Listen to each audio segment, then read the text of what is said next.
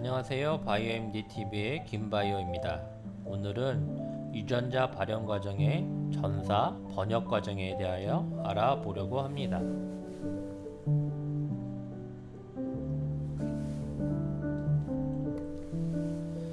유전자의 염기서열 정보로부터 단백질을 만들어내는 과정을 유전자 발현 과정이라고 말씀드렸습니다. 유전자 발현 과정은 크게 전사 단계, 전사 후 RNA 가공 단계, 번역 단계, 번역 후 단백질 활성화 단계로 나눌 수가 있는데요. 발현 과정을 전체적으로 한번 보겠습니다. 전사 단계에서 DNA의 이중나선 구조가 풀어지면서 한 가닥의 주연 가닥으로부터 한 가닥의 RNA가 합성됩니다. mRNA의 안정성을 높이고 번역의 정확성을 높이기 위해 가공 과정을 거치게 됩니다. 가공 과정을 마친 성숙한 mRNA는 이후 세포막을 통과 후 세포질로 이동하게 됩니다. 다음은 번역 단계로 접어들게 되는데요. 세포질로 이동한 mRNA는 리보솜과 결합을 하게 됩니다. 이후 mRNA의 염기서열과 상부적 서열, 즉 안티코돈을 가지는 운반 RNA인 tRNA가 아미노산을 수송하게 됩니다. 먼저 온 tRNA가 P 자리로 이동한 후 다른 아미노산을 가진 tRNA가 A 자리로 이동하게 됩니다. 이때 P 자리의 아미노산과 A 자리의 아미노산이 펩타이드 결합하여 A 자리로 이동하게 됩니다. 리보솜이 옆으로 이동하면서 아미노산이 없는 빈 tRNA는 이 자리로 이동하게 되고 이후 tRNA는 리보솜에서 방출되게 됩니다. 종결 코돈에 리보솜과 tRNA들이 다다르게 되면 리보솜과 mRNA 폴리펩타이드는 각각 분리가 됩니다. 완성된 폴리펩타이드는 각 기능에 따라 이동하게 되지요. 다음 장의 각 과정을 좀 더 세밀하게 알아보고자 합니다.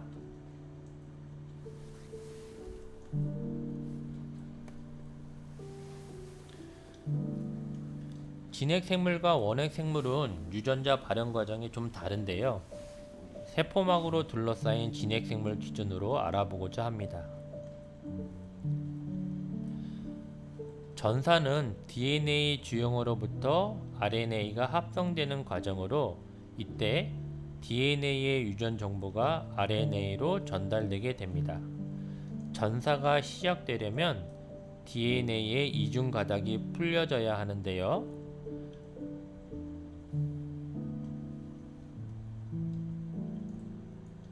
전사 개시 부위인 프로모터로부터 이중 가닥이 풀리게 됩니다. 이때 RNA 중암 효소가 전사 지시 부위의 한 부분인 오퍼레이터 부분에 결합하여 DNA 사슬을 풀게 됩니다. RNA 중암 효소는 주형 가닥의 DNA를 따라 이동하면서 이에 상부적인 mRNA를 형성하게 되지요. 전 강의에 말씀드린 것처럼 RNA는 유라실 염기를 가지고 있기에 아데닌의 상부적인 염기로 티민이 아닌 유라실로 mRNA의 주형 가닥이 형성되게 됩니다. RNA 중암 효소가 종결 코돈을 인식하게 되면서 전사는 종결하게 됩니다. 진핵 생물의 RNA 중암 효소는 한 종류만 있는 것이 아니라 RNA 종류에 서로 다른 중합 효소가 사용되어집니다.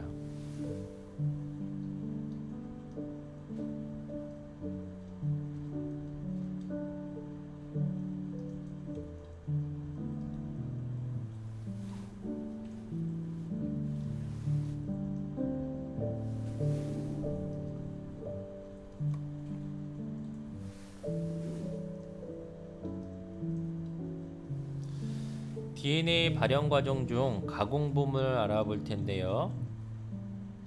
전사를 통하여 1차 전사 mRNA가 생성되게 됩니다.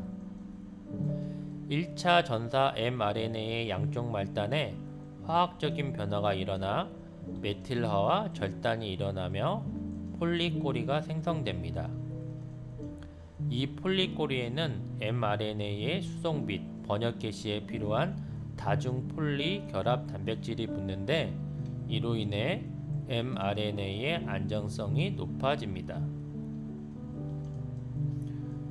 또 다른 가공 과정은 RNA 스플라이싱이 있습니다. 1차 전사 mRNA에는 단백질의 암호화 정보로 구성된 엑손 부분과 비암호화 부분인 인트론이 있습니다.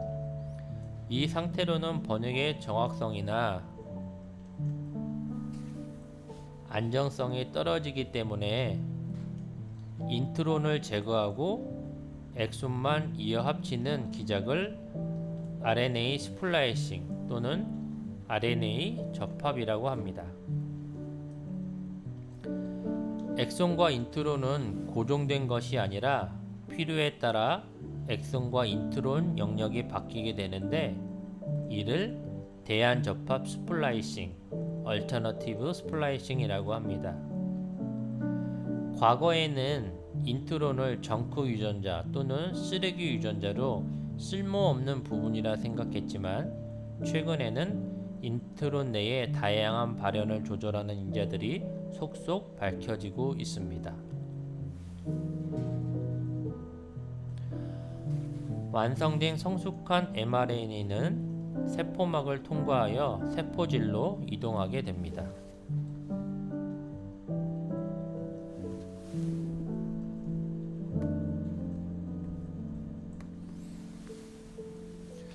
성숙한 mRNA가 세포막을 통과하여 세포질로 이동하게 되면 번역이 시작됩니다.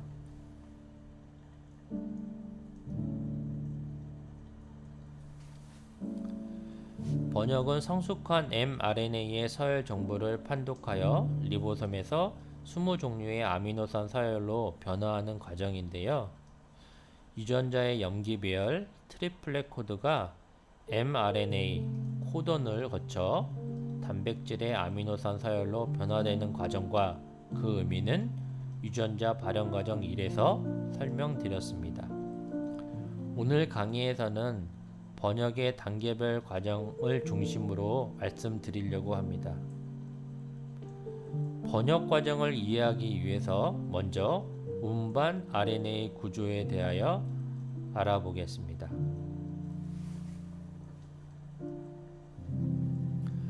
운반 RNA는 74에서 95개 사이의 뉴클레오타이드 염기 서열로 이루어진 저분자 RNA입니다. 염기 서열 끝에는 아미노산이 결합되고 염기 서열의 일부가 mRNA 코돈과 상보적인 안티코돈을 이룹니다. 안티코돈을 인식하여 그에 대응하는 아미노산이 결합될 수 있는 것은 아미노아실 tRNA 합성 요소를 통해 가능하게 됩니다.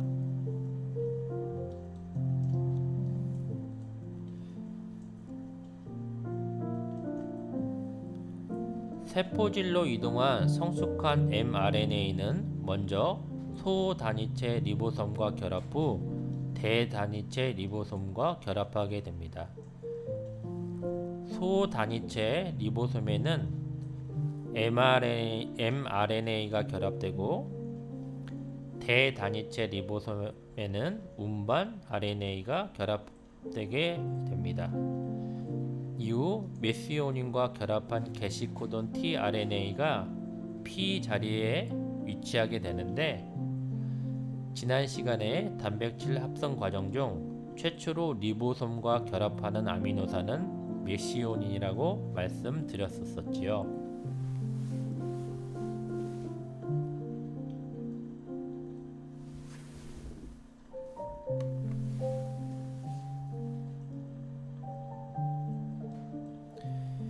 A 자리에 mRNA 코돈과 상부적인 안티코돈을 갖는 새로운 아미노아실 tRNA가 성장 인자의 도움을 받아 A 자리에 결합하게 됩니다.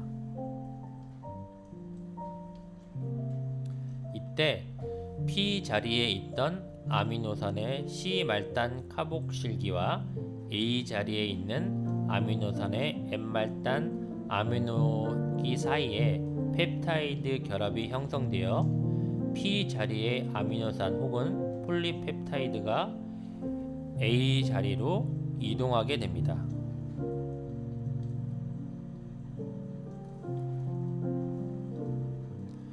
리보솜이 염기 3개 단위로 한 칸, 5에서 3 방향으로 이동하게 되면 아미노산이 떨어져 나간 tRNA는 이 자리로 위치하게 되고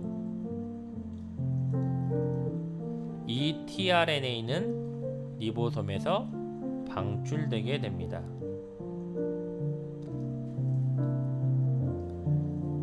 다시 비어있는 A 자리에 또 다른 아미노산이 결합된 tRNA가 들어오게 되고 이 과정이 반복되면서 폴리펩타이드가 신장되게 됩니다.